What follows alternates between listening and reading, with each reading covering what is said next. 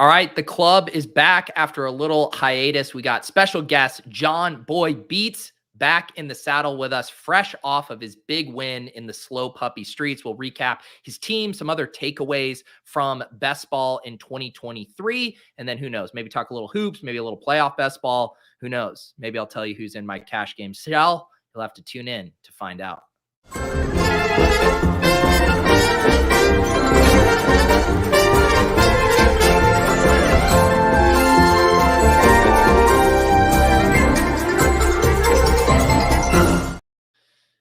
All right, John Boy, I got a bone to pick with you because it was last year around this time that I had my kid and everyone was in my mentions. They're like, you're going to win the spy this week. You're going to win Best Ball Mania 3. You're going to get that post kid bump. Didn't happen.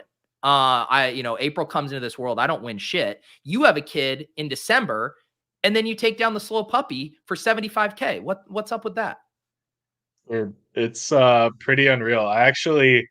It even goes back farther than that, to be honest. She was born like mid-November, and I went hot in the hoops and football street, like for the Thanksgiving slate, went hot for hoops. I'm like, dude, I need to have another kid as soon as possible. So what, I mean, because I remember when we had April, it was right around playoff best ball time. And that was about like the only thing I was doing. I was just like on my phone in between stuff, like drafting those teams. But you're a spreadsheet bro. Like how are you finding time to be grinding all these edges? Or are you just actually running like the sun right now? Well, yeah, I mean, working from home or being off and being at home helps the spreadsheet bro, quite a bit, right? There's a lot of downtime when you have a newborn here where the dad's not doing a whole lot, kind of sitting on the sidelines, right? So I was able to get it in good in the NBA streets for a few weeks there, and then now that it's playoff best ball, I mean, there's like nothing better than waking up at 4:30, doing a quick feed, sitting in the chair for the next 2 hours with her in my arms, just ripping mittens and gauntlets and just tilting a little bit, but having to do it quietly. Love it. Love it.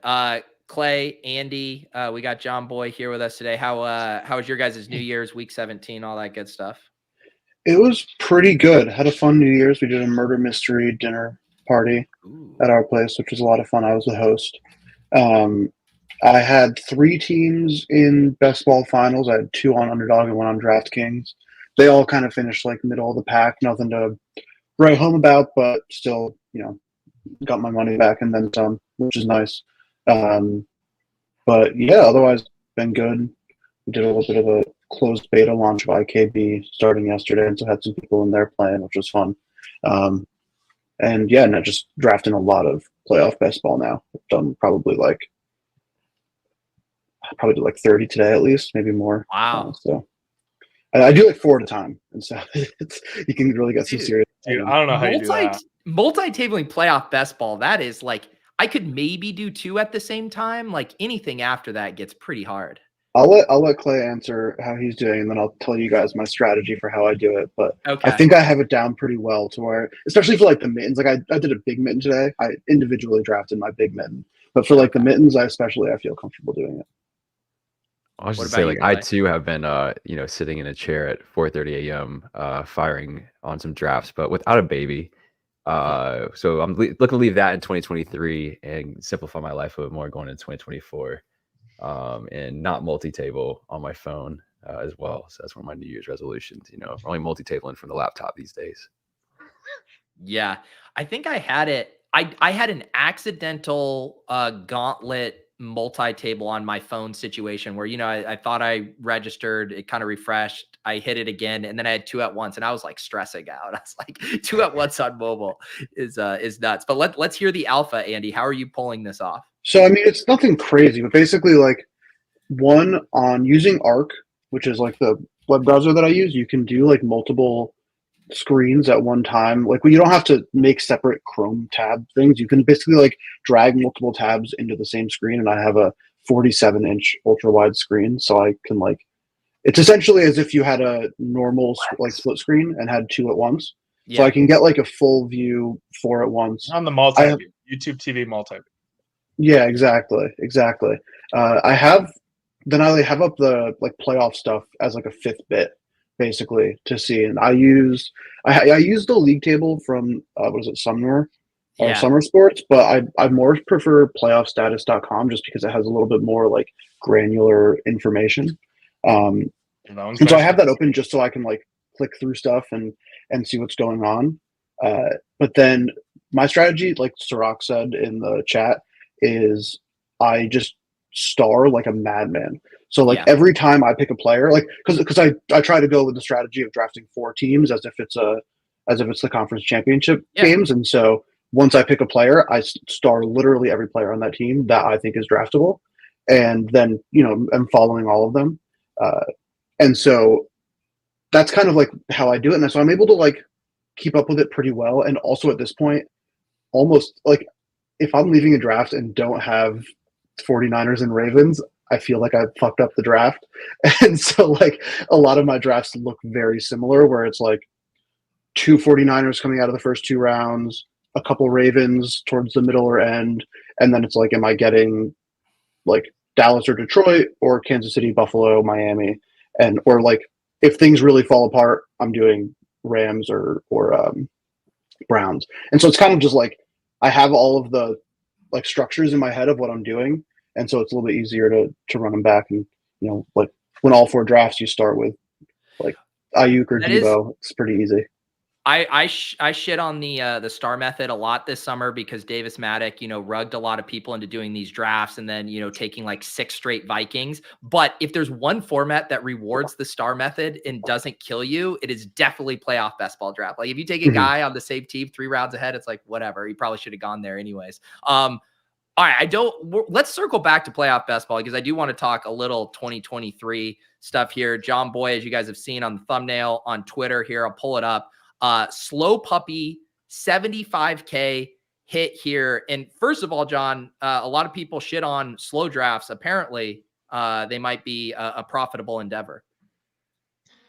It's actually funny because I've always kind of been team slow drafts, and I do quite like the last 2 or 3 years I've done a ton of them, and so it's kind of fitting that I was able to have my best score ever in the slow draft only contest. But yeah, dude, it was a crazy sweat. The worst part about it, the whole thing, is all of my players were done after the morning games. So I didn't have anybody in afternoon games, didn't have anybody in Sunday Night Football, and I was just like, it was the worst possible kind of sweat. But you had a pretty comfortable lead heading into Sunday Night Football, right? Like that wasn't too bad of a sweat. I was looking pretty good. I needed to basically fade like big games from Chandler and Aaron Jones. And so Chandler didn't really do much at all. So that was what Mr. Nickel there had. But then Jordan Love and Jaden Reed started catching fire, and a couple guys started climbing. And so like at halftime, I was basically like, okay, like Reed can't get a 3rd touchdown. Like if he were to get a 3rd touchdown, I would have really been sweating. But pretty much every other outcome, I was looking pretty good. And so yeah, it was very. I would say it was just a very anticlimactic thing because I find I've kind of got a rule that I don't really loop my wife into this too often because typically it just ends in like a lot less than the screenshot you show her early in the day. And so I did loop her in, and she was just kind of like, why aren't you like more excited? I'm like, I don't know. This is just like the worst sweat. Like it's the opposite of if I was cheering for Jordan Love and Jaden Reed or something, right? It's like I'm just hoping there's no points. It's all punts. Run the clock. Like, oh. Yeah. Although I feel like in 2023, the anti-sweat has been much more enjoyable just with how many bad games there have been and all of that stuff. It does bring a tear to my eye here seeing you won $75,000 with Kendre Miller, a man I clicked a shit ton this summer. Oh my god! I looked at that. I had him on that draft on that team, and I was like, "Oh, that's just like reminds me of the summer, the good old." And I got the Taysom Hill in there too. You also got Baby Shark in there for the baby, so like it all makes sense. It all comes together. Did Shark score for you last week to get you through? Yeah, I think so. I mean, this team was kind of a wagon. I scored like 181 points last week or something, so I think I was probably pretty good without Shark. But yeah, he scored. Yeah, he was a counter for me last week, 24 points or something.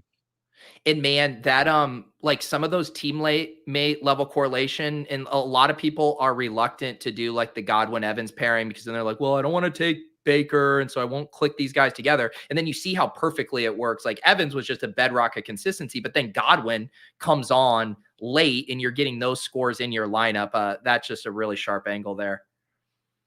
I'd be interested to see how many weeks Godwin scored for me this year. I bet it would be like maybe 0, considering, CD and Amon-Ra and Evans. But yeah, I mean, obviously puts up a score here. I don't think I actually needed him because Elijah Moore was like, point or two behind him. Yeah.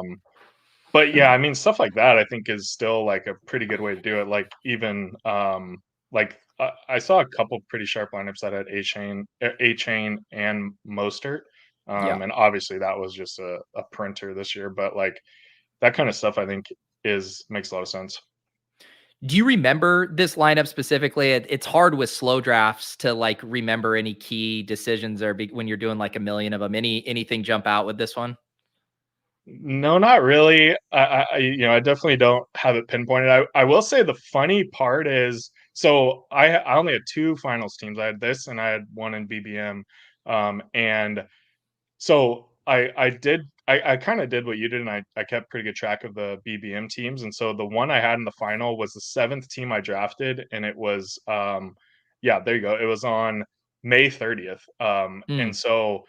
And then the slow puppy, I think, was like that was one of the later contests to drop. I think that because they came out with like the fast and the slow at the same time, and I think that was maybe in like August or something. And so, but I had huge overlap between these 2 teams that I had left. Like I think I had 7 or 8 of the same players on both lineups, which I think was like I don't know. This is very crazy that happens. Like I had Lamar on both. I had Goff. Like Brees was on both.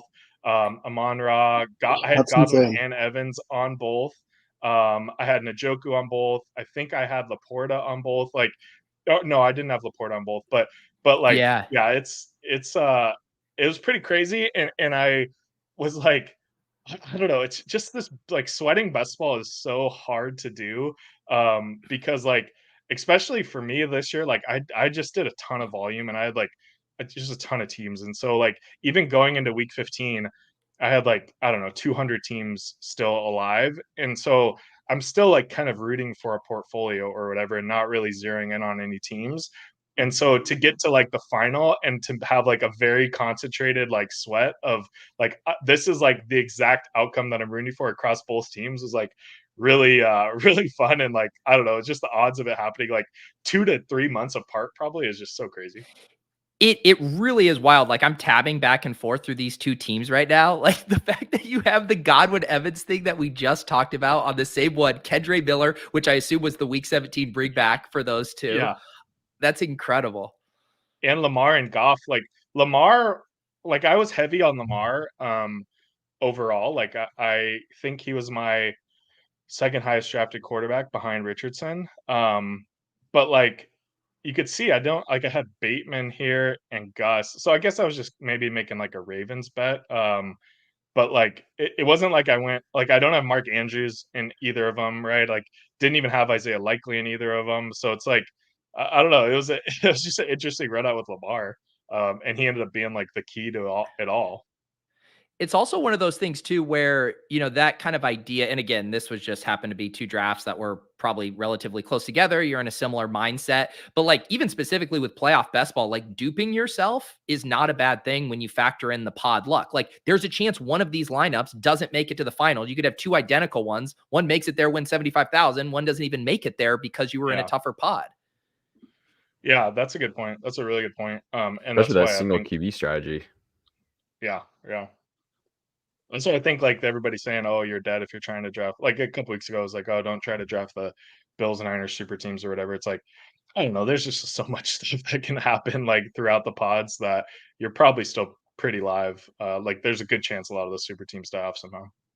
I've been thinking that as well. I think like, well, so one, I want to go back to those 2 teams. I feel like there was a bit of a conversation over the summer that feels like it was kind of reaffirmed a lot over the season of drafting multiple. Like it was more about 2 running backs from the same team, but like kind of the same thing of 2 wide receivers. I'm curious how much that will like. I'd be interested to see some more data around that of like if you drafted the top 2 or 3 kind of offensive weapons from a team without stacking with the quarterback, like what the results of that were. If it was a good offense or an offense that put up a lot of points, I feel like that's what I'm saying. It makes a lot of sense. I think it like so much too of some of these benefits of being like flexible with strategies is also like leading yourself to natural diversification. Like, say you were like, I'm never selecting Baker Mayfield. Like, I don't think he's going to be good, or I don't know if he's going to win the job. And so instead, I'm just going to take Jahan Dotson every time there because I know I like stacking him with Sam Howell. You know, like that kind of logic. I find myself falling into that trap sometimes, as opposed to being a little bit more flexible and agnostic with that. So you do end up with players and it's like, you know what, if I don't get the quarterback, it's fine. Or, hey, maybe I do stack him with Baker Mayfield this one time, even though it's uncomfortable. I think that's so much of the benefit of, you know, being flexible there, because we all get funneled to the stuff that feels really comfy. But then it also is going to like cut off like a section of the game tree that could be very important. Well, it's funny too, because like that's something that I'm so I felt going into last year, I was like, okay, I kind of want to bet on like good offenses only, right? And like, because I feel like you get to this point of the year, like where we're at right now, and it's like, holy crap, there are like so many bad teams and like so many bad fantasy teams, like in retrospect, like that, like there's like I mean, everybody loves the Falcons, but like the Falcons as a whole team were just like not a good fantasy asset this year, right? And like there's plenty of examples like that throughout, and so like so like I remembered that feeling last year, and then like going into it, I'm like, I think I want to do that same thing, and then you just get caught up in it all and trying to get exposures balanced and all this stuff, and it just doesn't really happen. But I do think there is a way to like potentially kind of quantify that, right? Because like if you look at you kind of want like offenses that are condensed, but then that also like put up spike weeks, right? Because like, and so I think that's something that is somewhat quantifiable. And actually, one of the things that I'm going to try to dig into like right now while my brain's still on it is because if you look at a team like the Commanders versus like the Dolphins, right? Like, I mean, I guess the Commanders are a little bit deeper because they also have like 2 running backs that are a lot shittier and like only a couple receivers, right? But like they're kind of similar in the retrospect of like, you know, there was 2 or 3 receivers getting drafted, there was 2 running backs getting drafted in every draft, but like the Dolphins obviously had a ton more spike weeks than the Commanders, right? And like if you are able to like kind of like, you know, build a model out or whatever, like kind of graphs or chart some of that stuff out and then keep track of like how like what happened to the offenses, because I think that's the hardest part to remember in like 5 or 6 months from now when you start firing everything again. It's like everybody's all excited about the Commanders. Like, okay, did anything change like from last year? Like maybe they got a better quarterback, or like the enemy's the same, personnel's the same. Like, are they going to be any better this year, or is like probably going to be the same outcome? And so like some of that stuff is something that I'm interested in trying to figure out. Is like just trying to like make a little bit more condensed bets on the like good offenses as hard as that is like predicting, you know, June and July. Yeah. So you're saying that you should draft the good players from the best teams. I think it's an interesting strategy. The ones who might score the most points every week too. And those teams that only maybe have like 1 or 2 players that would get all the points as well. Here's the comparison sheet. So John had whipped this up just to get to look at how similar these teams are. And I'm sure you've already done this, John, and not that there's any world where this bad beat could have even have happened, but your slow puppy would have finished second for a milli at BBM4. Yeah, I did notice that. I did happen to notice that. In an alternate universe, the sweat is a lot more fun on. But hey, I ask Davis this all the time on the Swolecast about like what clout is worth more. Like, you know, you could never say you're the BBM champ. No one can say like runner up, like no one cares, $1 million. But being able to say you're the slow puppy motherfucking champ, I mean, you can't put a price on that clout, John. Exactly. That's what I was. It's funny that you mentioned that because I was kind of thinking about that going into the Sunday night game. I'm like, all right, if I freaking take this thing down, I'm putting together a banger of a tweet and put it out there. I'm like, if I get freaking second, even though I'm gonna be stoked on like 40 grand, like it's just not as cool. It's just not as cool. I should have figured out like what actually It the sounds slowest crazy. dog out there is, and then just do a whole branded site around that. That's your play. Yeah. It's actually crazy though that like I don't know. I mean, the slow puppy wasn't even the biggest puppy. I think there was a few. I think there was two different 6-figure puppies throughout the summer, or whatever, to first place. But like, I mean, 75K up top. Like, I think that was better than like I think like eighth place got 60 grand or something like that in BBM, and it's like, God, it's just that's just such a kick in the nuts to like the drop off of BBM is just so crazy, man. Yeah. It really is. Some of those things like, yeah, I was in the big board final, and I mean, it's like you get excited, man, 200,000 up top. Like that's a significant prize. And then you just see how quickly it falls off. And it's like, if you're not top 3, like, it was tough. it's going to be rough. How'd you finish in the big board, Pete? I was in that as well. I had one. I pulled it up on my portfolio review this morning that finished. I think it was like 50th. It was a bummer because I basically would have been top 5 if I got anything from tight end or running back. My second running back score was like 7, and I took a 2 at tight end. But I had like a Fields, DJ Moore, it had Devontae Adams, who was really low owned, who popped off. So I had like some sick pieces. But my tight ends let me down there. So I can't complain too much. But yeah, it would have been fun. Like I'm watching DJ Moore and Fields and Devontae Adams ball out. And I'm like, is this team doing good? Oh no, I have 2 from K-Dot in that tight end. So that's not going to get it done. Yeah, I was like, it's funny. I was kind of the opposite where I had a really good running back week. I had Kyron, Brees Hall, and Jalen Warren.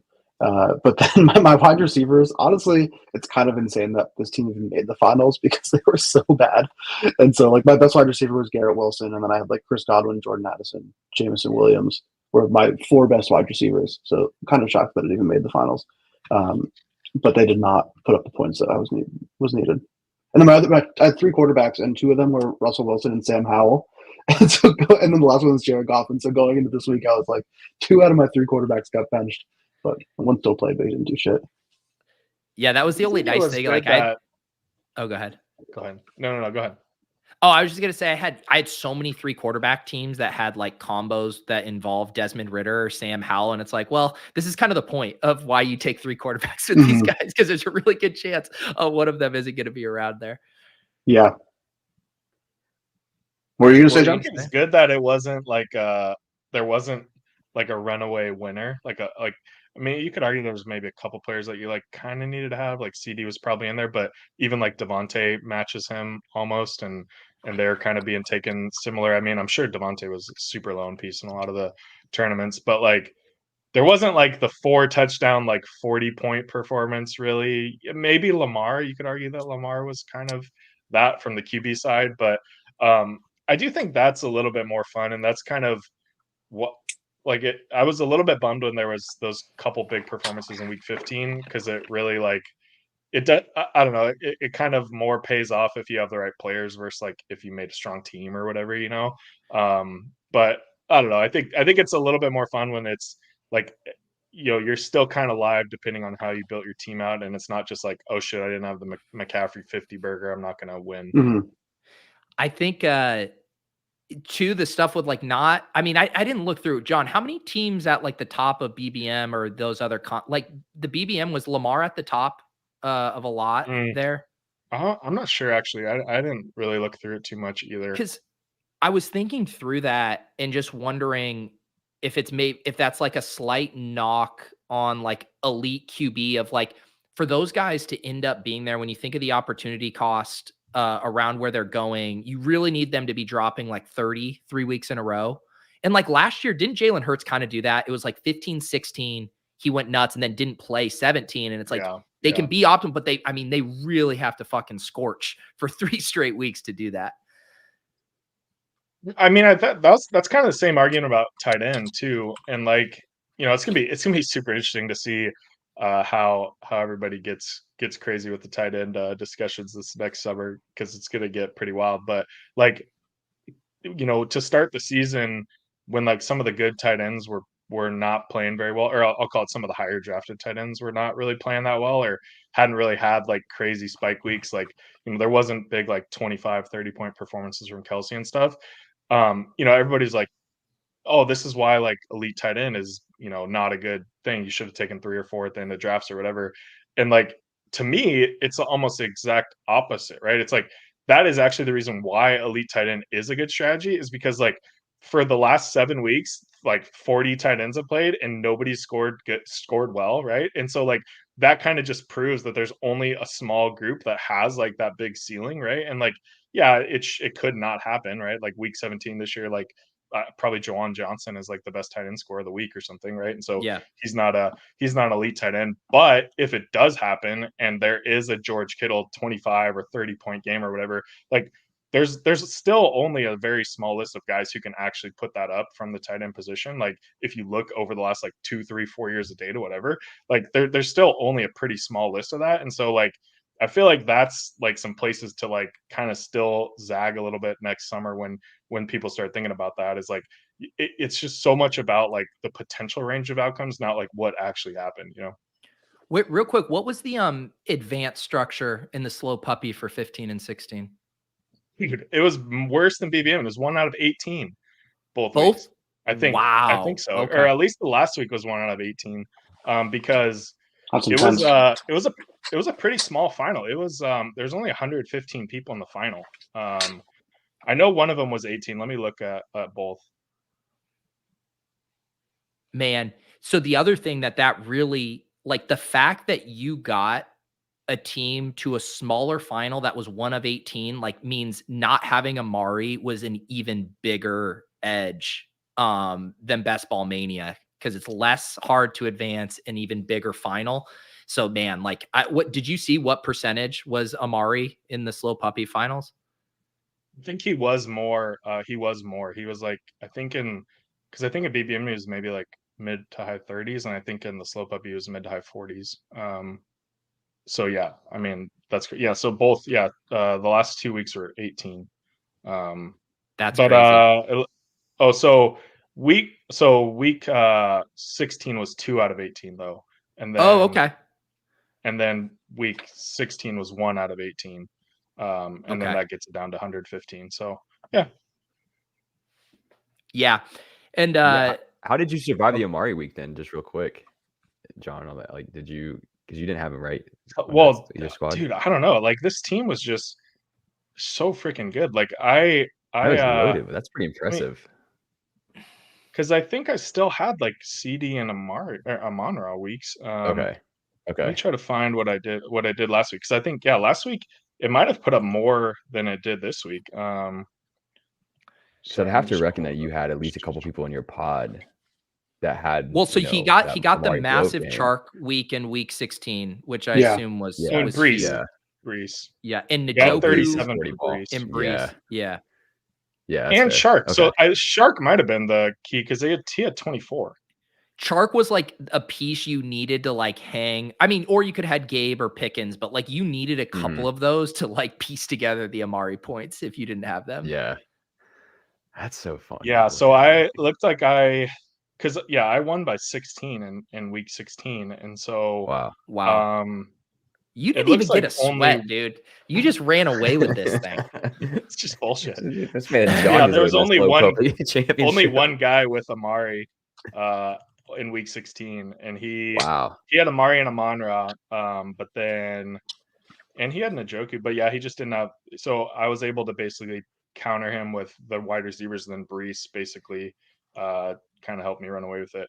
But it was like, so I made a joke on Thursday because I mean this team is probably pretty similar to like a lot of teams I drafted, where there's like 4 or 5 correlated games on like every lineup, and so like even and obviously I ran pure with like Achan, getting the full start a little bit and stuff like that. But on Thursday, the slow puppy, I had Brees and Ford and Elijah Moore and Njoku, and so I get the nut run out with Elijah Moore too, with Cooper being out, and so it's Yep. like. So I was in first place after that game in here, because I'm probably like the only guy with 4 players in that game. And then the Saturday night game happens. I add Goff, CD Lamb, Amon-Ra, and I think I was in first place after Saturday too. And then like after the morning games I wasn't, but or no, so after the morning games I was too. but like midway through the morning, I was kind of, in like, I don't know, third or fifth or something. But but then I signed myself up for this stupid BBM live sweat tool that I was trying to update so frantically all morning when there's freaking 10 games going on, and there's like probably like 3 people tracking it. Like I definitely didn't need to be doing what I was doing, but I was trying to, like, every time there's a touchdown, I was trying to update the tool just to, like, I don't know, just have it be something fun to do. And so like I wasn't even really sweating this, and then I saw him, and I went back and I'm like, at first I'm like, holy shit, this is crazy. I think it's clearly karma. I really appreciate like what you and Patrick Donovan did with the BBM sweat tools and leaderboards. Like, Underdog has to get better at making that stuff, available for the users. So for you guys to kind of make that publicly available for all the sickos and people, like, and I talked to Easy a lot, who's built some awesome tools and companion, like that shit is so fun for everyone. And you guys doing that just out of the goodness of your heart and for fun is very welcomed. And so on behalf of all of us, thank you for taking that on. And I'm glad you got some karmic payback there as well. Oh yeah, for sure. Well, it's funny. It's just like, yeah, you're right, because you need to be. There does need to be tools that are better to sweat it. And like, even like what what Patrick did, which is basically just like a live view of the leaderboard, and I think Spike Week did the same thing. Like that isn't even like that helpful either, because still you're like trying to scroll down. You're like, okay, who the hell still has like whoever, like what? It's like, okay, I need to fade like 14 points from Chandler, but I can only take 6 more for Reed. And like, I mean, dude, like Monday night, last week Monday night in BBM, I'm looking at like a couple of the teams, and I'm like trying to scroll through everything, and I started like making a list in my notes, because I was just gonna tweet it out, like, all right, here's what I need to get like a team through or whatever. And I got through like 4 or 5 different teams that were below me. I'm like, all right, I don't even know what I need actually. Like, It's like I'm dizzy now. I have no idea what's going on. Like, I think I just need to get this game over. I assume it is, like, even probably from a coding standpoint, it's a little hard when you have to bake in like the threshold for certain players to hit lineups where like 12 points for Brandon Ayuk on one team isn't worth anything, but it's worth so much over here. Yeah, well, the hard part for the spreadsheet that I did, which was like the whole point of it, was to try to highlight which players were still alive, like scoring for them right there. But then, so in the code, like or in like the spreadsheet, whatever, I basically, as soon as the game started, I switched a player from like a 1 to a 0, and then that like changed, how it was all calculating. But then as soon as the 0 went up, then it like took them out of like the like best remaining players, because it says like, oh, the game has started and now they all scored 0 points. And so then I was like, oh shit. And I was trying to like, I'm like mid like red zone, like realizing that this isn't actually as sick as I thought it was gonna be when I was building it. And then I'm like reversing, trying to like update it all. I'm like, I'll just wait till the Sunday night game, because again, probably like 6 people are looking at this. The worst part about that too, and like I know Easy experienced this with his sheets, it's like no good deed goes unpunished. Like even if it's just for a small crowd, then like the 2 people who are like really into it are like pestering you with bug fixes the entire time. And you're like, I'm spending all this time for 2 sick individuals. Yeah. Somebody's like, somebody DM'd me, he's like, hey, can you do this for drafters? Like, dude, first of all, I don't have a dog in the fight, and second of all, I don't even like, it's a way different beast, because everybody has like an existing score and everything. Yeah, that is the thing. As much as I'm giving credit for John being a saint, he also did have a team in Best Ball Mania, which makes spending your time on that a little easier to stomach. I wouldn't have done it if I did. I was laughing too when because Leone and the ETR guys did the sim stuff for BBM, which was really cool. And then like all the comments are like, will you do this for the DK finals or whatever? And all this stuff, which I think like the DK finals had like 1,000 people in it. Probably would have been a lot more legwork. Well, I think it was like almost 1,300 or something.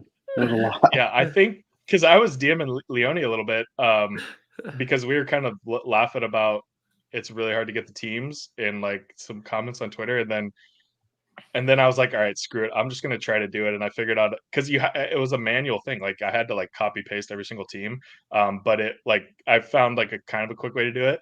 But I think that was the only way he got the teams is because I shared the sheet with them after. Because I think it was pretty hard to scrape all the teams because they weren't all showing up like when you preloaded it beforehand. So like even when I started the sheet, I was down like 7 teams were in there.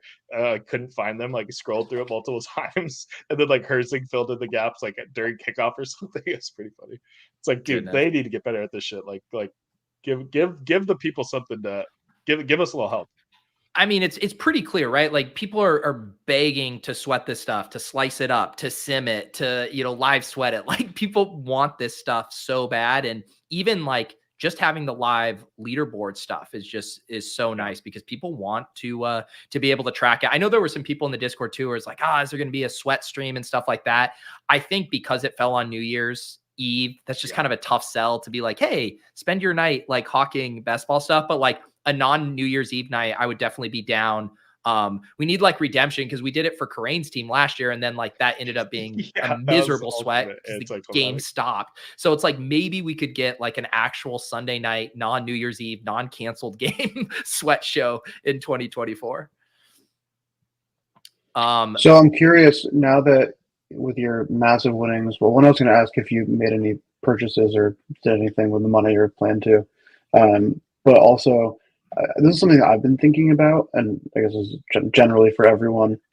This was my first year like entering a large amount of best ball contests. Like I think it's way more than I had previously, and thinking through like, okay, yeah, I could have won some crazy amount, but didn't. My ROI was fine. I didn't lose money, but I also spent like a fuck ton of time doing this and trying to think through like how I can better optimize that. Is there anything that you're taking away from, especially winning a slow draft or anything like that, that you think you're gonna try to do next year, outside of like, actual NFL strategy and everything, but more just like how you ration up your time? Yeah, for sure. I think. Well, so first on the purchase side, I haven't got anything too crazy. We do have plans into the city to kind of renovate our pool and add a jacuzzi and stuff. So this is basically going to pay for that. We're going to be able to add a couple extra things that we weren't going to do originally. So pretty awesome there. But yeah, I was actually in the shower this morning. I'm like, I got a custom like underdog fantasy tile made and like stick it somewhere in the pool or something. Like that'd be pretty cool. That'd be pretty cool. So yeah, nothing too crazy there. Not gonna do anything wild, but yeah, from like, because I was looking at the same thing this morning when I was going through and like kind of tabulating everything, and it's like I did 900 something drafts and I had 2 in the finals, and like yeah, I won one, but like if I would have min cashed the puppy and BBM, like I would have had a negative ROI like on the year, which is just like crazy. It's like I don't know. I feel like I'm pretty good. Like I feel like I'm probably better than the average guy, and like getting 2 there is probably like running a little bit cold. Like I probably should have had like 3 or 4 live this week, but obviously had the big win. But I think like it is all about the time stuff, I think. And like, so I am, and I think too, the contest structure is like so important to look at too. And like, I was kind of creating some sheets over summer, and I did it for the playoff too, of like just trying to compare like the contests to each other, and like just try to figure out like what are the best contests to like get into, right? And like because everybody, you know how it goes. Like they all of a sudden the Poodle 4 gets posted, and everybody's like just starts windmilling in teams, and you're like 7 or 8 drafts deep, and you're like, all right, well, shit, like there's only 25 more and I can max it. Like should I keep going, or like but there's like the Poodle 7s coming next week or something, right? And it's like so trying to figure out like the balance of like get it, like making sure that like I'm not just kind of like windmilling at the last minute just to like max something, is like a big thing. And I'm already doing that. I'm already practicing that restraint with the mitten too right now, because that thing freaking ramped up over the weekend, and I was not really drafting over the weekend, and so I'm not gonna get close to backs of that. And I'm like, you know what? I'm just gonna take it easy. I'm just gonna draft them throughout the day. Whatever number I get to. Like I'm not gonna just like multi-table 10 at a time and have 9 shitty lineups. So I think I'm going to do definitely a lot more of that, but also I think it's almost the opposite. I think you can multi-table more in best ball, Yeah.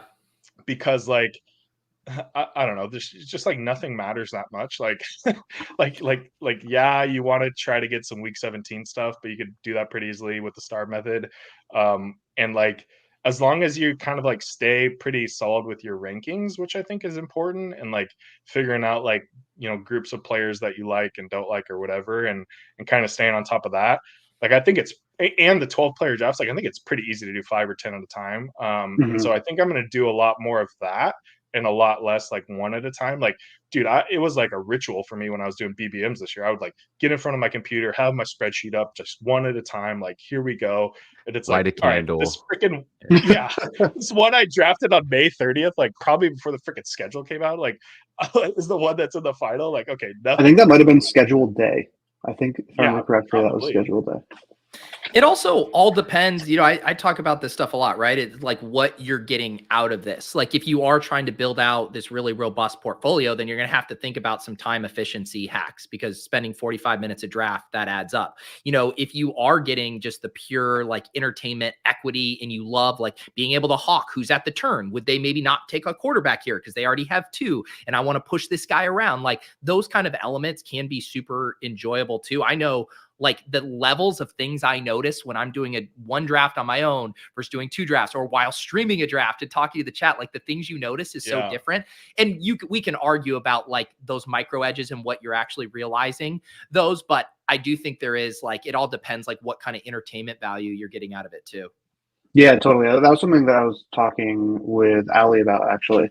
And I was saying how like, like what John was saying, I really want to try to be more intentional about like setting aside 2 hours and doing 10 drafts, multi-tabling 5 at a time, and just being like, I'm drafting for 2 hours and I'm just going to like be drafting for 2 hours and it'll be all I'm focusing on, instead of doing like 3 things at once and jumping back and forth. But it is still fun. And like, I'm definitely still going to do solo drafts on my phone because it's enjoyable and I like doing it. But going to try to have it be less of like a all-consuming thing of the summer, because there's always going to be more drafts to enter. It's going to be impossible to max everything. And I think too, it's hard from like a bankroll management standpoint too, right? Because Underdog will drop stuff. And there might be a perfect tournament, around the corner for you, that you really have to do some of almost your own kind of like forecasting too, of like, if you come into this year and you're like, man, some of these large field finals and the advancement was just impossible. I didn't get a sweat. I want to focus on the 3 maxes, the 20 maxes. Like, you have to be honest with yourself about that and be like, I'm going to be patient. I know those are coming. I know that I might not have a lot to draft right now, but if I'm patient, like, we know those are going to come out. And when they do, like, I'm going to pounce, and that's where I'm going to put my time and energy. But the way the slow trickle works and like the FOMO of stuff, I think it's really hard for people to sit on the sidelines when they just want to draft. But it's like, I'm sorry, if you're blasting off at a 1 out of 18, 1 out of 18 advanced structure, like, be prepared for pain. Yeah, totally. I think that like that's definitely something too where I'm like guilty of this with NBA as well. Or I always joke in the Discord, John will be like, "Oh, I really like today's contest structure," and I'll be like, "I don't even know what I would think about to look at the contest structure and be like, I like this one or I don't. I just max every day, no matter what. Like, it doesn't matter." And I think that, like, obviously contest structure matters. It's a very different beast in a like a best ball style contest. But at least being a little bit more thoughtful of that, of if I see one where it's a 1 of 18 advancing around, being like, okay, is that really what I want? Like, is this, and it has pros and cons, obviously. But think through it a little bit. I've made is I found myself, like, often you see, say on Underdog, like one of the mittens or whatever, there's just this natural reaction to FOMO of like, I got to get in there before it fills. But then I think through and I'm like, but I want to max the gauntlet. And I know I don't have enough time to do so. And so I've actually done better. Like, every time I want to draft, I'm like, I'm just getting in the gauntlet, getting the gauntlet. Like, I got to march on and not get distracted, because I know that's kind of my ultimate goal for the playoffs. Well, it's funny too. Like, that happened to me with, I think it was the Puppy 4, which I like to have multiples of 5, and I randomly had like 23 in the Puppy 4. That was just because I like blasted off 23 on auto draft as like a social experiment. I was like, I don't know, let's just see what happens. Like I haven't gotten any time to this. Let's just see what happens if I auto draft some. And it's like, no shit, that's like a horrible ROI. And like, it's like, what was the point of that? Like, I should have just kind of like saved that and like did some real drafts later. And so yeah, I think definitely like I think I entered 38 contests or so this year. Like I don't think I'm gonna end up doing that again. But at the same point, like I do think it's like pretty important to have like a lot of dogs in the race. And like I don't know, like I think it would be very hard for me to draft like 50 teams and be like, all right, I'm feeling like pretty good about this. Like it just because of the advance rates and all that stuff. Like I just think you have to have like a lot of shots on goal, and hopefully you just get like I'm very much so on team like try to advance to week 15 and then just hope you get super freaking lucky and get to week 17. Like obviously you have to bake in like some correlation and stuff like that, which I do on pretty much every team. But like people that are like on the arguments about advance rates versus week 17, like all this shit, like I don't think any of it matters. I think you just try to get as many things through and just hope you sun run. Well, I saw someone in your comments say that this is equivalent for a lot of tournament poker players. I know we got John Warner in the chat, who I'm sure would vouch for this as well. But like, there's a reason that primarily tournament poker players either have a bunch of people they swap with to help smooth out the variance for like, okay, you make this final table this year, but I don't make it. But together we're collectively going to make a bunch, or they offset it by playing cash games where, the cash game king, you smooth out that variance down there. But like, I think a lot of people who are new to these kind of structures like don't know these other ways that they can kind of smooth out their variance a little bit. And like there's some very sharp players, the best tournament poker players in the world, who would never just have 100% of their own action exclusively in tournaments year after year, because that could be a very miserable way to make a living. Me. You're making a living doing this stuff, Clay? No, quite the opposite. But I've accepted the the inverse of that, just losing the money. Well, what were your takeaways, Clay? Like from the stuff like you played this year, like did you get the entertainment equity out of it? What are the things you want to do different this year? Yeah, I mean, I did it. I would say I'm more so on the entertainment camp. Like I take it seriously. I spend way too much time in it to not, take it seriously. But I think I've been able to, in a lot of part, from playing DFS for a long time.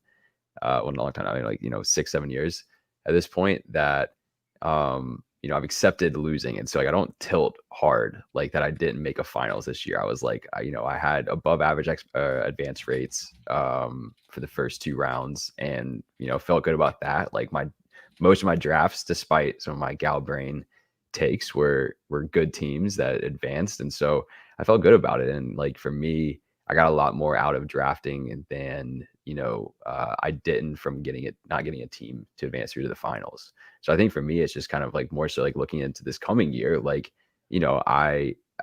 I feel like having played multiple different years now, like it's going to be fun to continue applying each year's like learnings of what we can extrapolate into the next year. And that kind of goes without saying, right? But as we have more and more people coming into the space, it is just kind of now like, all right, like stay within means of like good drafting and what works for my time equity spin into it and financial equity spin into it, and just like for me, I get a lot more out of this, like the social aspect, like making really good friends in the space, like some of the ancillary stuff. And of course, yeah, I would hell yeah, I'd like to win a tournament and everything, but it's not like it didn't affect my mood or my vibe because I was like, oh, my team's sputtered out in week 16. So but I might go one of week 15's all that matters train. That might be my new play this coming year.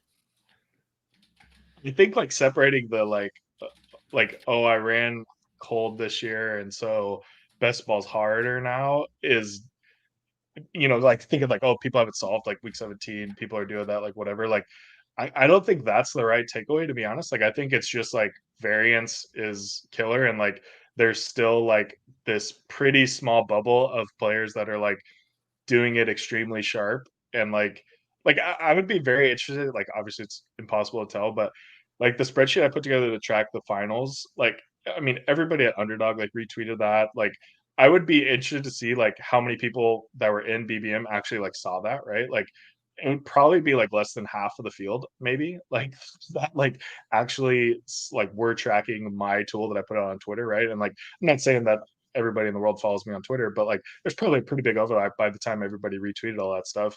And like, I was like, one of my buddies, I got him into it, and he drafted a BBM team, and like he like the whole season he's just so stoked on me that I told him to like stack a team, and he like happened to put the Eagles together like with Hurts and AJ Brown or whatever. And he's like, dude, I listened to you, like I got my Eagles stack, like they're crushing for me, blah blah. I'm like, dude, like that is like table stakes, like but not even table stakes, like that's like the most minor of things you could possibly be doing. And he's just like juiced on it and thought like I solved the world for him and like helped him get a team through or whatever. And so Yeah. I think it's like I just think there's just so much of that that's out there that like just as long as you just keep taking shots, like it's gonna pay off eventually. I think. I don't know. I It think might be a little naive to think that way, but it's like you kind of have to tell yourself that story if you are a GPP player. And like cash games bore me. I'm sorry, Pete. I know that might get cut out of the show this week. Be careful what you're about to say, young man. I heard, man. I heard. But you know, it's something I'm very comfortable with, and so I think that's spot on. And also what the Concealers said in the chat too. It's like it's a hobby for me. I'm not trying to like this be my full-time thing that I'm reliant on. But if I keep doing the right things, then yeah, hopefully one day it will pay off. I think another thing that, and myself included, but for a lot of people who it's like maybe a step up from the type of player you were describing, John, and maybe more somewhat like for you, Clay, where it's like, okay, I know how to draft good structures. I have my targets or whatever, and I know how to build like good individual teams. But that next level of doing like actual portfolio maintenance and balancing and tracking across a large swath of drafts across multiple months, like that is another like big skill that isn't necessarily easy. And it's not even that there's a right or wrong way to do it. I mean, I was talking with Easy on Best Ball After Dark. I mean, he had a very intentional strategy with how he wanted to approach his portfolio in BBM. There's other ways, like the way I approach mine by necessity of streaming. And I had a lot of natural diversification with drafting with a bunch of people. But like, I do think that's another skill that people who are wanting to level up and rip a ton of drafts are going to have to really think through, whether that's via like time box contests, whether that's like, trying to balance your portfolio of like, oh, if I'm wrong on this player, can I actually balance it out by drafting another player where I benefit when that's wrong? Like there's so many other elements of that I think, that efficient frontier type of exploration that's going to be very fun to talk through with Best Ball Portfolio, because that's completely untapped right now from like an educational standpoint. Yeah. And that's like super hard to get, like it's very hard to do that. Like if you're not like think about it for everybody who's drafting playoff contests right now, it's not that much different than like drafting over 3 months of the summer, right? Like every week the playoff contest landscape shakes up, and like Sunday night, Monday morning, ADPs are freaking crazy, and like you feel like you'd never leave a draft with a good team because you're like, wait, what the hell? Dak's a 7th round pick now? Like I could have waited or whatever, like all this stuff. And like and like I mean, Andy and I see it in the Hoop Street like pretty much every week where it's like all of a sudden like Embiid gets ruled out, and it's like, okay, well now Paul Reed's like a 3rd round pick, but if you like nobody's going to draft Paul Reed or you shouldn't draft Paul Reed in the 3rd round because a bunch of people are getting him in the 6th round, the swaps now, and blah blah blah. Like there's just so much of that like applies to like the full summer, right? And like but you can't just like come in July and be like, okay, what happened over the last 2 months? Like what do I need to kind of be cognizant of, or like what do like it's almost like you have to be drafting kind of to understand like what some of those like small nuances are and like things that you shouldn't be doing. And I think like that's like the biggest thing that I'm gonna try to figure out is like to draft more exploitatively like within the ADP stuff, right? And like a lot of when it has to do with like injury stuff or when it has to do with like uncertain information, and then like as soon as it swaps from whatever I was hammering or whatever position I was taking, just like kind of fully like getting off of it and going to the next one, right? And like just kind of like figuring out like what is the next like potential place to like exploitatively leverage that, right? And like I mean we saw it a ton happen with all the running backs that were I mean, there was a stretch of summer where like every second round running back was like hurt or contract holding out or like unsure of what's going on, right? And so like those guys were like into first round to like middle of third round picks like throughout like the last month there or whatever, right? And so like just I feel like that is like the part about like drafting to the current ADP landscape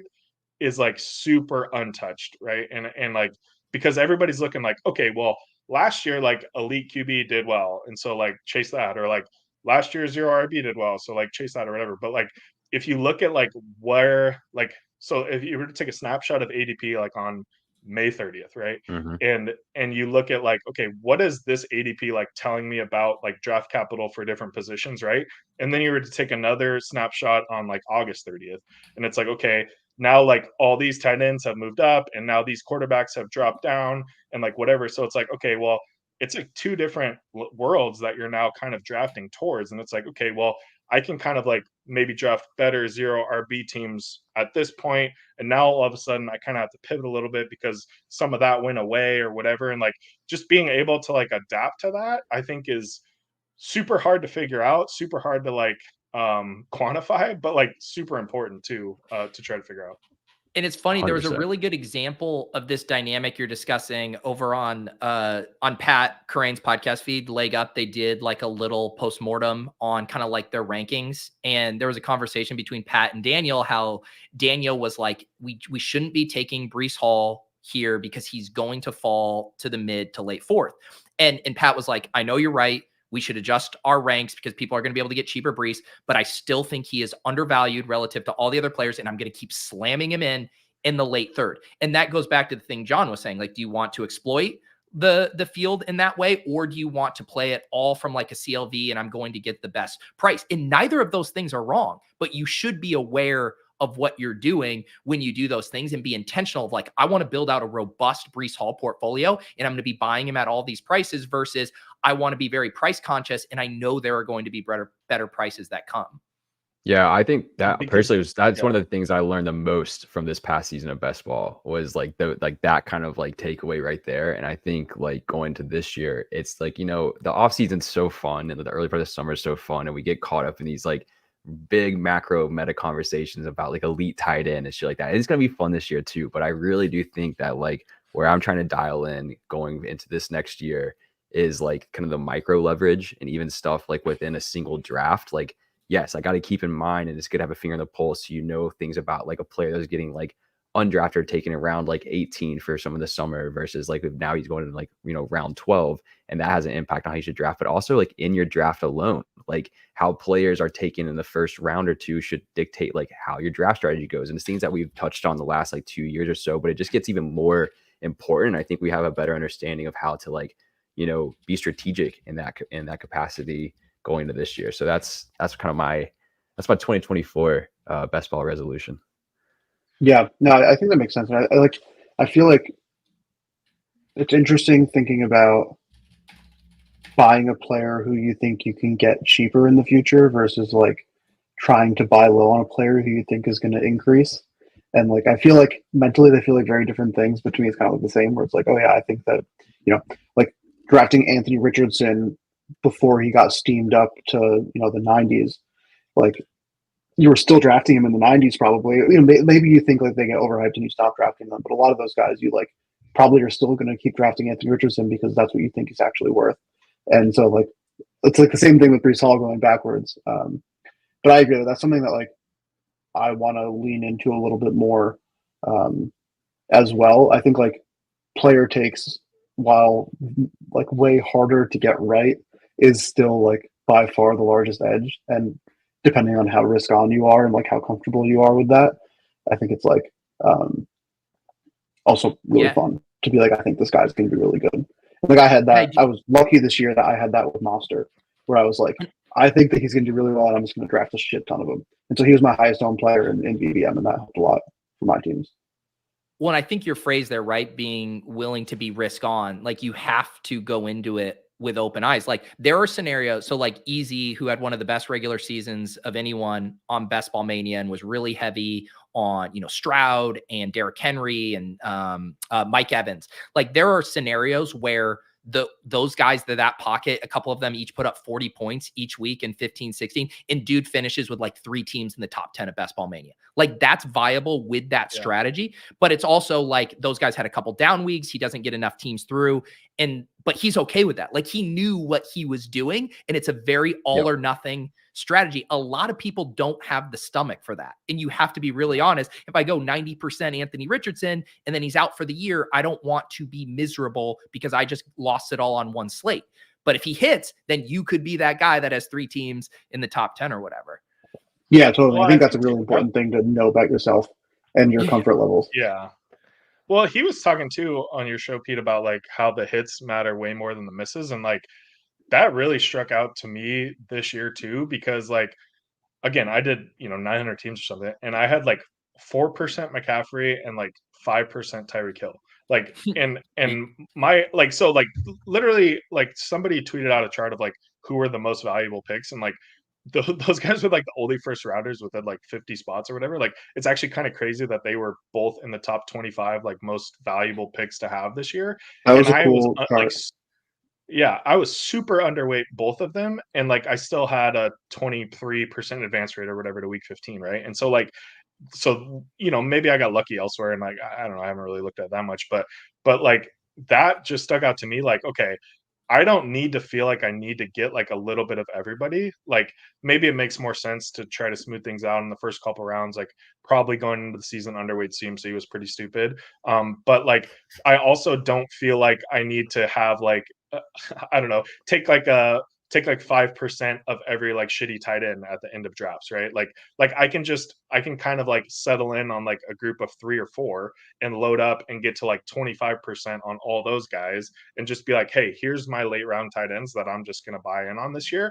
And like if I don't get any Chigakonkwo and he's a shitty tight end because he's a shitty tight end, then it like is what it is. Like it's not really gonna make or break me, even if he ends up having like a great ass season, right? Like because there's just so many other outs.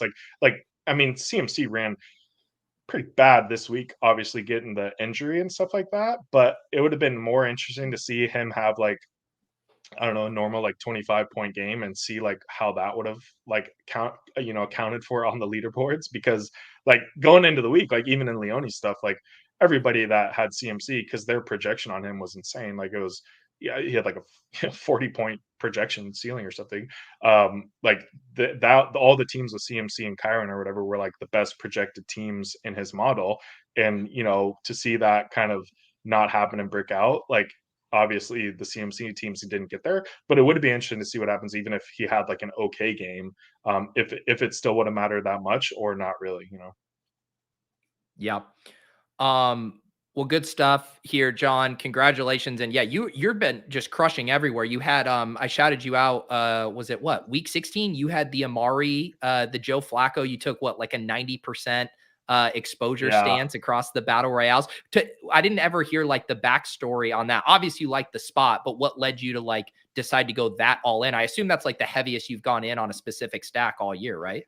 So this is kind of a bit too. I'll let him answer it too, but it kind of started from a bit, I think.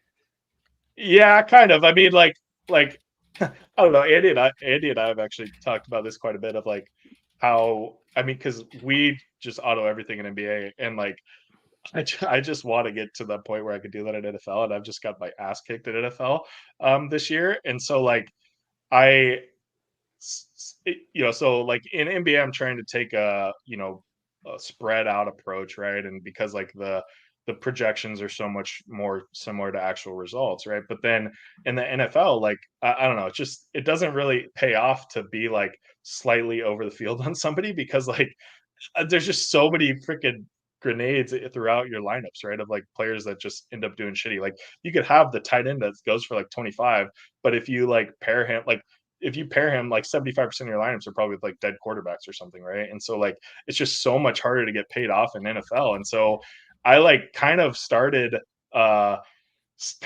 firing on Joe Flacco, and just because I kind of liked it, and it was a pretty easy spot to get. And then I kind of was just like, all right, I'm just gonna do 150 of them. Like that would be pretty funny. Yeah. And we always and I always talk about experimenting on the NFL side. And so I'm like, all right, this will just be a weekly experiment that I'll try out. And obviously Amari went crazy, and I mean that was the actual reason is Amari over Flacco. But yeah, I mean that was pretty crazy. But like I still ran pretty bad that week. Like I had like 3 top 20s, but like Yeah. you would think I like should have been pretty live to win, like, and I wasn't even really that close. So I, like I don't know. I did it again this week. I did it with I didn't do it as much, but I did it. I had like 60% Kyler and Trey McBride, and okay. you know every I did other it this week as every well other player did with well. Fields and Moore and Stroud and Collins. Those are my two.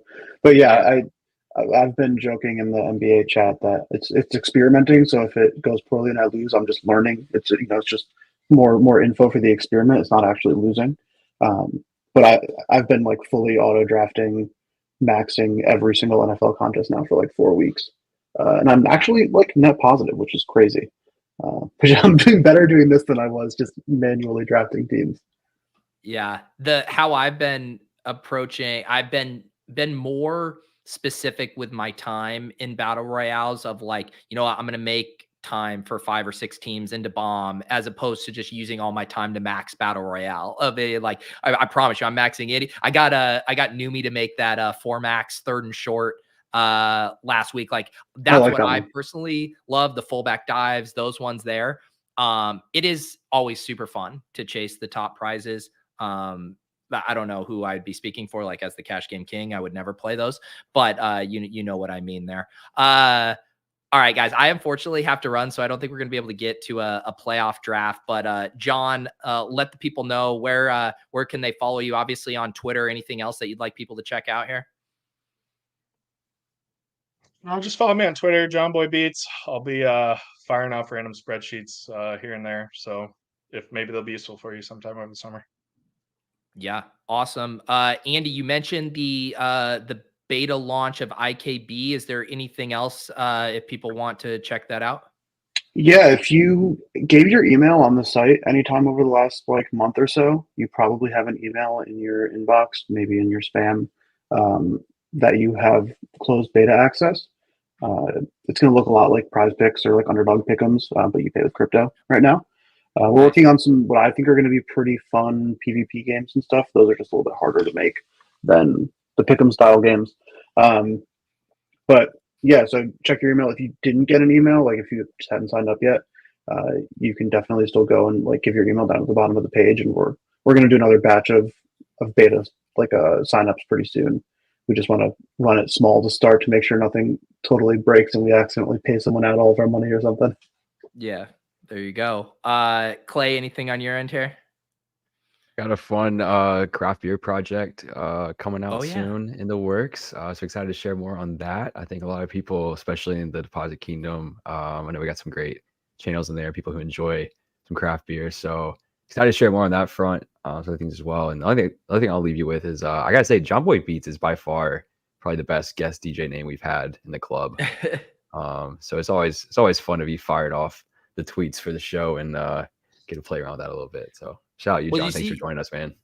The guy Amin who won he is a DJ. Mania is a DJ. We got Jonboybeats. That's the correlation, guys. If you want to take down one of these tournaments, you need to start learning how to mix and spin records. I think that's the takeaway. Appreciate all of you guys hanging out here. The Cash Game King week will roll on here. Feel free to send me a head-to-head. I'm actually just about to post this week's rake-free double up on DraftKings. If you want to hop in that, we're gonna make 150 winners. None of this top 5, top 10 bullshit. 150 of you will be winners. Can we get one player in your show, Pete? What's that? Can we get one player in your show? A man never reveals his shell. I will just say, man, I'll give you one little breadcrumb, Clay. This is gonna be I don't need it for the people. I'm a GPP bro. So here, no, you're gonna want this. It's Traquan